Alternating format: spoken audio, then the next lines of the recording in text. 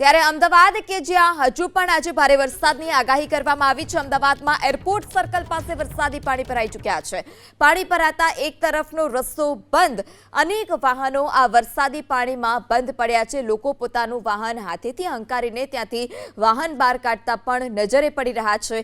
Airport તરફ જવાનો આ રસ્તો અને સર્કલ પાસે જ આ પ્રકારે વરસાદી પાણીનો જળનો જમાવડો થતાં જ એક તરફનો રસ્તો બંધ કરવાની ફરજ પડી છે।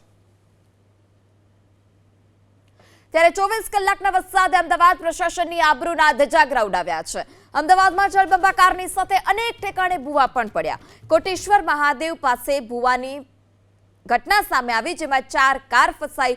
સદનસીબે આ દુર્ઘટનામાં કોઈ જાનહાનિ નથી થઈ। ત્યારે અમદાવાદ કે જેને ભૂવારાજ કહેવું કંઈ ખોટું નથી। અમદાવાદમાં દર વર્ષે ચોમાસામાં પાણી ભરાવાની સમસ્યાથી તો જનતા ત્રસ્ત જ હોય છે। એક બે દિવસ સુધી પાણી નથી ઓસરતા અને ભૂવાની પણ સમસ્યાને કારણે હવે લોકો ત્રસ્ત છે। 24 કલાકના જ વરસાદે અમદાવાદ પ્રશાસનની આબરૂ કાઢી છે। અમદાવાદમાં ભૂવો પડવો તે કોઈ મોટી વાત નથી। ભર ઉનાળે પણ અમદાવાદમાં ભૂવાની ઘટનાઓ સામે આવતી હોય છે। ચોમાસામાં પણ ભૂવાની ઘટના અને શિયાળામાં પણ અમદાવાદમાં ભૂવા પડતા હોય છે।